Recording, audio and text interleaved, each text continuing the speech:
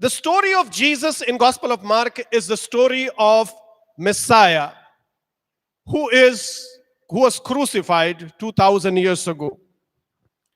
And the central question of Gospel of Mark is Jesus is asking his disciple in chapter 8 one very important question. And the question is chapter 8 verse 29.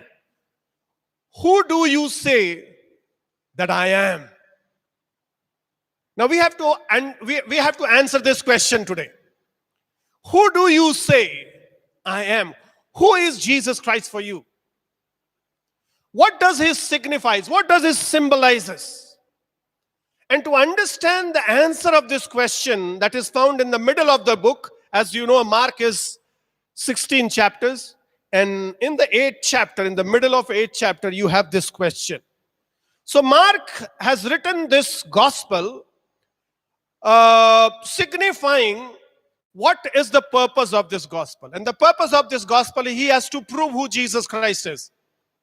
And the very first verse that Mark has written is, this is the gospel of the Son of God. It's the beginning of the gospel of the Son of God. So very first chapter, first verse, he talks about this gospel is about Jesus Christ, and Jesus Christ is the Son of God. So the first verse tells us what Mark thinks about Jesus Christ. When you hear the word Jesus, Son of God, you may not understand completely what does it mean. This is a honorific title that Jesus was called by this name. And in chapter 1 verse 11, when God spoke who Jesus is, when Jesus was coming out of the water after baptism, Jesus said, "You are my son." So in chapter 1 verse 1, Mark says he is the Son of God. God speaks about Jesus, who Jesus is. They are answering the same question which Jesus has asked. Who do you think I am? And God said, you are my son, my beloved son. And then in chapter 9, God tells Peter and James and Jacob on the mountain when Jesus was transfigured. And God says, this is my son. And Jesus was transfigured. And God says, this is my son. Now the problem with the Gospel of Mark is, God knows he is my son. Problem with the Gospel of Mark is, God knows he is my son. Jesus knows he is the Son of God. Disciple do not know. Demons knows that he is the Son of God. If you go to chapter 1, demon says, we know who you are. You are the Holy One of God. In chapter 3, again, he met demons, and demon says, we know who you are. You are the Son of God. Again, in chapter 5, he met demon, and demon says, we know who you are. You are Son of God. So demons knows completely who Jesus is. He's not just a man. Jesus is the Son of God. He came to this world to give his life for you and me. So if we want to understand what Mark is telling about Jesus, we have to understand what Mark wants to prove is that Jesus Christ is the Son of God. So this is a strange invitation from the evangelist Mark. At the end of the book, you have to confess him as the Son of God. The problem with this is, Son of God died a violent death, and it contradicts all the framework that you may think connected with God or Messiah or Christ. Jews were not looking for a Christ who will die on the cross. So the identity of Jesus is the Son of God. He is the powerful God. The Logos came into this world as a human being to die for you and me. But that person who came, he died a violent death as at the hand of the sinners. So that is where the problem is. Only when Jesus was put on the cross, the first confession by the human being, which was clear, was a centurion, a Gentile, an outsider, not the church member. He saw Jesus and he said, he was the Son of God. This man truly is the Son of God. So where Marx want to take us is, if you want to understand who Jesus is, you cannot understand him looking at him walking on the water. You cannot understand him by looking at him distributing fish and bread. You cannot understand him by his calming of the storm and the sea.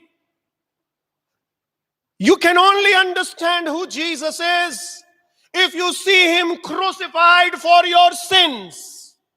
And if you have not seen Jesus Christ as crucified for you and me and for the whole universe, we have not understood who Jesus really is.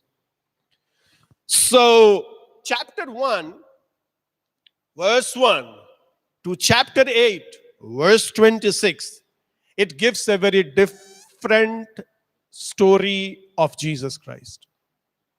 Why do I say that? Because Jesus is preaching kingdom of God. Jesus is healing all the sick people. Jesus is delivering people who are demon possessed. Jesus is raising the dead. Jesus is calming the sea. Jesus is calming the storm. Jesus is walking on the water. Jesus is multiplying bread. Jesus is exercising power of God. And when you see him from chapter 1 to chapter 8, verse 25, you will see a Bollywood hero. A Bollywood hero does all these things that Jesus is doing from chapter 1 to chapter 8. All powerful work. Bollywood hero doesn't fail anytime. So if you just finish your book at chapter 8, verse 25, you may think, yes, he really is the Son of God. But the problem starts when chapter 8, verse 29, when Jesus said, listen to me, I am going to die. And that's where the problem is. Seeming failure will be the victory for me, and it is very difficult for human being to understand and bring these two facts together.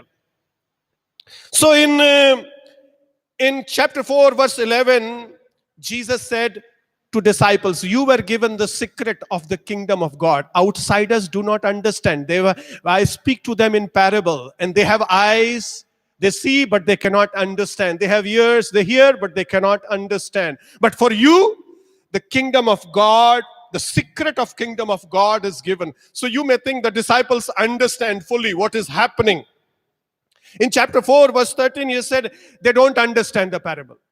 He said, Jesus, tell us what does it mean? In chapter 4, verse 40, they said, we are afraid. They have no faith because of the storm that came. In chapter 6, when Jesus multiplied the bread, by the time they came to 8, they were arguing about one bread they have. They cannot remember who Jesus is. What is the power of Jesus Christ? So for disciples, it is very difficult to understand who Jesus is unless they will see him on the cross and being resurrected, and the Holy Spirit will come down on them. This question, they are going to answer this question in chapter 8. So the disciples are shown in a negative light in Gospel of Mark. It does not mean they were failures. Actually, they came back and Jesus reinstated them, and Jesus gave them the commission to go out in the whole world. And they finally understood who Jesus is, what he came to do in this world. And Jesus prophesied over them in chapter 13. He said, you will also face persecution and you will die for me. So they were not completely failure, but what Mark wants to teach us, we can only understand Jesus if we understand that he came to die for every sinner living in this earth. So why do we see disciples such a big failure?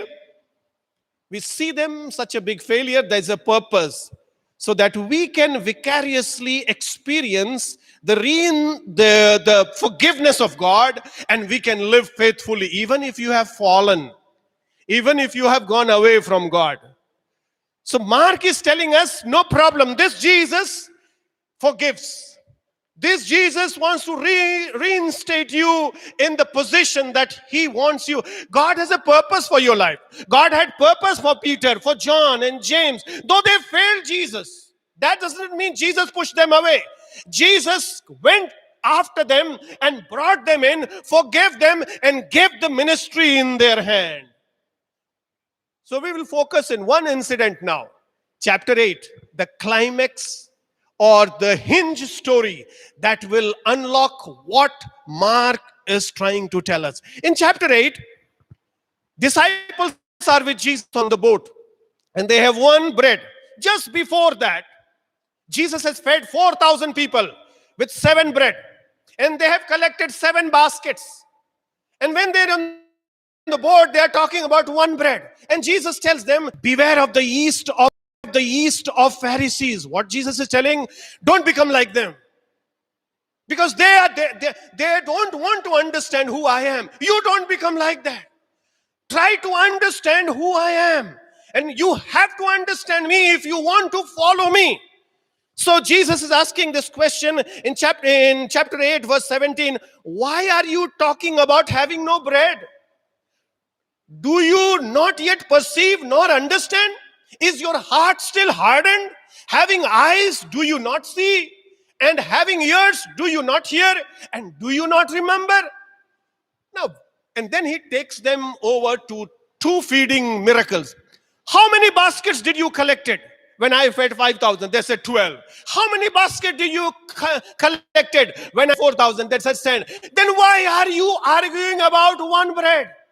When I can feed 5,000 people from 5 bread, can't I feed 13 people from bread? You have not completely understand who I am. And Jesus was actually getting frustrated by chapter 8. And he was losing patience actually because these disciples are not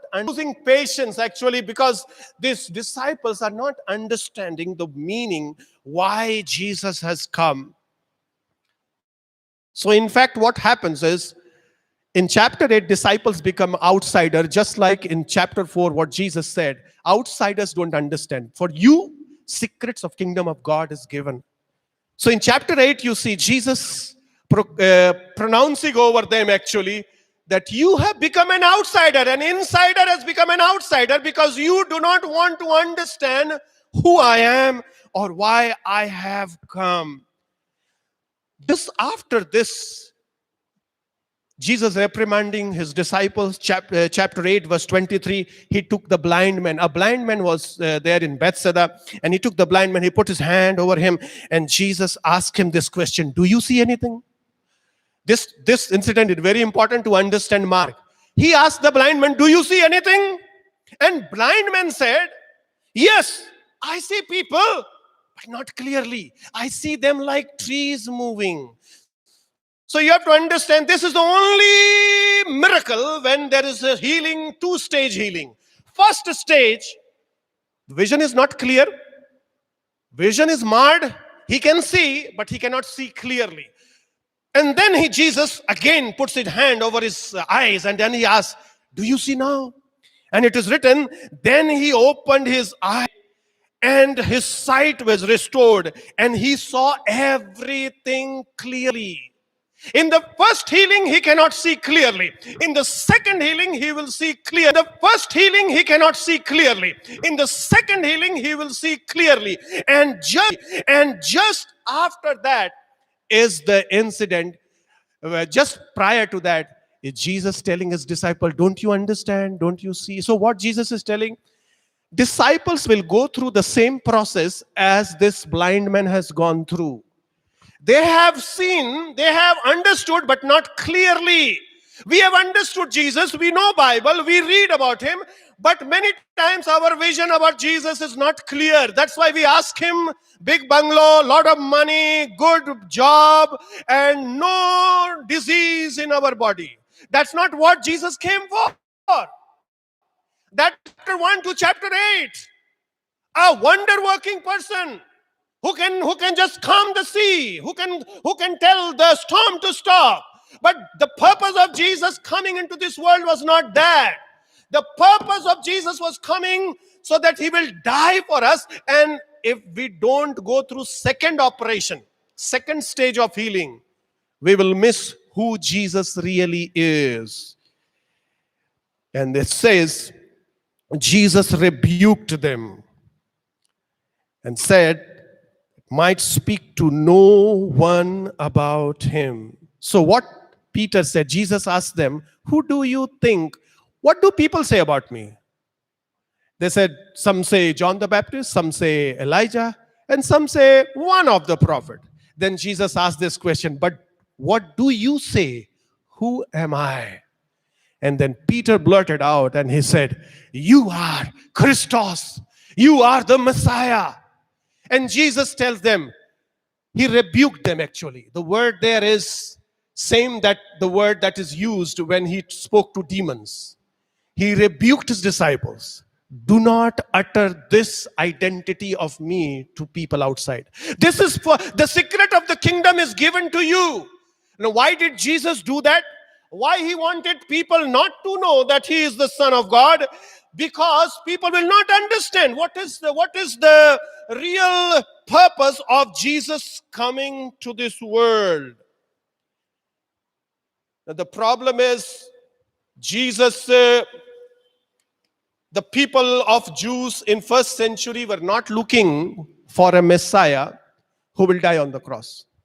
Listen to one of the psalm written in first century, Psalm of Solomon, and it says, see, Lord, raise up for them a king, son of David, to rule over your servant Israel. Undergird your servant with strength, to destroy the unrighteous ruler, to purge Jerusalem from Gentiles who trample her to destruction, in wisdom, in righteousness, to drive out the sinners from inheritance, to smash the arrogant sinners like potter jar, to shatter all their substance with an iron rod, to destroy the unlawful nation with the sword of his mouth. He will gather a holy people whom he will lead in righteousness. He will judge the tribes of people that have been made holy by their Lord their God, and he will be righteous king over them, taught by God.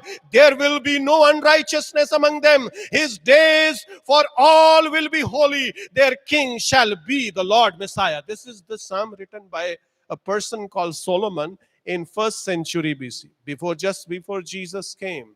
So they were looking for a Messiah who will have political power, overthrow the Romans, overthrow any kind of enemies that will come to attack. That's why Jesus wanted to not reveal his identity, because the framework that people had about who Messiah is, it will not fit into that framework. So Peter called him, you are Messiah, you are Christos, you are the Son of God. What does Peter meant by that? You are a national hero. You will have a power in Jerusalem. We will be the ministers. You will be the king. You will be the powerful Messiah. That's what Peter is thinking. How can I say that? Because the next thing that you will read, you will understand Peter did not understand what he said. He has completely different idea, the idea that was prevalent in that century.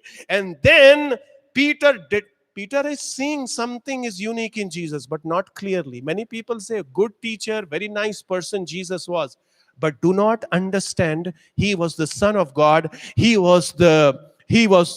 came to save human being in this world. So Jesus, what did Jesus do? What did Peter said? Peter rebuked Jesus, because Jesus, when Peter said that, Jesus started teaching about his death. And he said, I'm going to Jerusalem, and elders will catch me, and the high priest will catch me, and they will kill me, and they will put me on the cross. But on the third day, I will rise up. Peter, he took Jesus aside and he rebuked Jesus, and he said, no, you are not going to die, because you are Messiah. You are Christos. Now you can find the tension between Jesus understanding of Christos and Peter's understanding of Christos. Christos has not come to have political power. Messiah has not come here to have political power. Messiah has come here to have spiritual power so that people will know who Jesus is. So this leads to the very important teaching. Jesus began to teach them that the Son of Man must suffer many things. He will be rejected by elders, chief priests, teachers of law, and he must be killed. Christos must be killed. Son of God must be killed. After 3 days, he will rise again. So what Christ is doing, he is redefining what Messiah means. In Old Testament, you will not find a clear picture of who Messiah will be, and never that he will be a divine person. So what people are thinking, he will be a man who will have immense power, and he will solve all the problem, and we will have a peaceful national life with him, and he will help us to solve all the problems that we are facing. So Peter started rebuking Jesus, and then what Jesus did, Jesus looked at his disciples and he started rebuking Peter. What did Jesus say? Get behind me, Satan. You do not have in mind the concern of God, but merely human concern. So he is not telling Peter, you are Satan, but what he is telling is, you are doing exactly what Satan wants. He wants me not to fulfill the work that I have come for. I have come to fulfill everything that God has sent me here for. And the purpose for my coming is to die. And you want to stop me from dying. And if you want to stop me from dying, that means Satan has entered you and you have become worldly. Your thinking is not godly. Now, here you will find a big problem for you and me. How many of you want blessing? How many of you want to live 100 years? How many of you want to have big balance in your bank? Jesus demolished all that worldly thing. Jesus said, if you have this feeling about the world, worldly things attract you, Satan is inside you. If the worldly applause attracts you, if the worldly beauty attracts you, if the worldly wealth attracts you, if the worldly celebrities attracts you, you are in the hands of Satan. You don't have a mind of God. And we have to ask this question from ourselves. Do we, today in 21st century, are we behaving like Peter? God, I don't want any problem in my life. I don't want to share about Jesus. I don't want to tell people that I love Jesus, because what they will think, they will laugh at me. Jesus said, you cannot be my follower. If you want to be my follower, you have to be ready to die for me and for the gospel. If you want to understand Jesus, what his true identity is, what it will mean is, you will understand who you are and I will understand who I am. The true identity of Jesus is actually the true identity of you and me. If the true identity of Jesus is that he came to die for others, the true identity of you and me is that we have come in this world not to live but to die for others. We will share the gospel to every human being and tell them Jesus is Lord, no matter where they live, no matter what they believe. Every ear has to hear that Jesus is Lord. We have not come here to secure our life. If we have come to secure our life, Jesus said, if you will secure yourself, you will lose it. If you will lose it, you will gain it. Who Jesus is? He is a Messiah who came to die for others. Who are you? Because I love Jesus Christ, I have come in this world to live for him and die for him, to die for others. That's why missionaries came all around India, in Africa, in different nations, They died. Why? They gave their life for Jesus Christ. Nobody knows their name. They don't have a big house. They don't have money. They gave their life for Jesus because they understood who Jesus is. Jesus did not come here to establish big church building. or big religion. Jesus came here to die. We preach a crucified Christ. Peter, Satan is inside you. Get behind me. You are acting like tempter and adversary. That's what Satan was trying to do in Gospel Matthew when he came to Jesus. So in this scene, the top disciple of Jesus is in the hands of Satan. You may be a preacher or a believer. That does not guarantee that Satan cannot use you. And that is a dangerous place to be in, my friend. And Jesus and Mark today desires that we will accept that Christ. Jesus actually take this suffering scene to a next level. And what did he say in verse 34? So read Gospel of Mark chapter 8 carefully. And 34 verses said, then he called the crowd. After reprimanding Peter, he called the crowd and the disciples. So there's a big crowd now. And what he said, listen to him. Whoever wants to be my disciple must deny themselves and take up their cross. Oh, we thought we will get chairs. But Jesus is offering cross. We thought that we will get money. But Jesus is offering cross. We thought that we will get big bungalow. But Jesus is offering cross. If you want to be my follower, and Mark wants us to walk that path, to understand Jesus clearly so that we will follow Jesus, taking up the cross every day, denying yourself, dying to yourself, and living for the glory of God, and do everything to proclaim the crucified Messiah to this whole world. He said, you must deny yourself, take up their cross, and then you follow me. Do not follow me with your guitar. You cannot follow me. You cannot follow me taking a mic in your hand. You cannot follow me. You can only follow me if you take up the cross. What does that mean? If you take up the cross, you have to bow down. You have to live in humility. When people talk about you, don't have to talk back to them. I've been crucified. That's what Paul did. That's what Peter did. When people were putting allegation on them, they did not talk back to them. They were crucified. They were following crucified Christ. We feel very hurt when people talk about us, and we want to give them back. And Jesus said, Satan is inside you. Get behind me. You think like worldly people. Your thinking has not been renewed.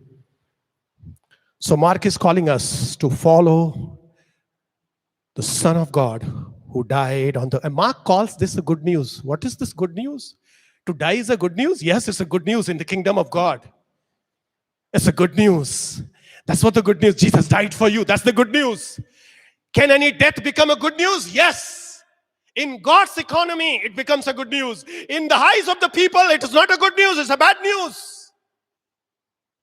When you leave the sinful things that you used to do, your friends will say, "Arey, he is a fool." But I left my dark life. I am wise because I have the good news. After chapter 8, I'm going to finish. All the miracles have ceased. There are only 3 miracles.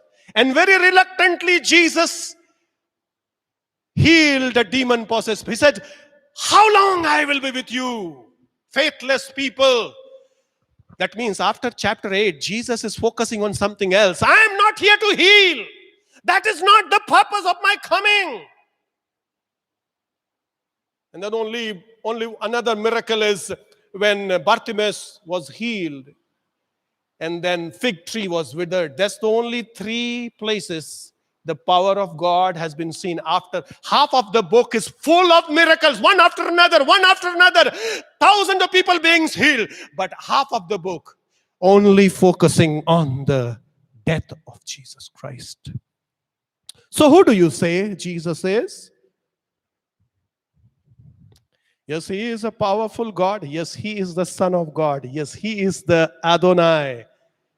But you have to understand, you have to come to the cross of Jesus to understand him completely. And centurion stands there and he answered the question that was asked by Jesus in chapter 8. Who do you think I am? Disciples answered, but have no understanding what they were answering. But centurion, see, Jesus dying on the cross, blood dripping, naked. Can anybody say in front of that person, he is the Son of God? That's a miracle, my friend. You can say Jesus is the Son of God when he walks on water. But it is very difficult to say he is Son of God when he is dying on the cross. Can Son of Man die on the cross? Worldly wise, impossible. But when you have the thoughts of God, when you know what God is doing in this world, you will say, yes, Jesus is the Son of God. He took the blood, the wine, and he took the bread. And he said, this is my blood, this is my body. I wanted to have this meal with you because this was the meal that I came here for. I didn't come here to eat fish and bread. I came here for this meal. Die for you. What Isaiah said in chapter 53, I have come as a fulfillment. Who do you think Jesus is? Yes, he is everything that you think. But more than everything, he is the Son of God who came to die for you. And how will you respond to him? Just like centurion did. Accept the crucified Messiah as your Lord and Savior. His blood was shed for you. His body was broken for you. To make us whole. To make us pure. To make us holy. He did not come here to establish Christianity. He came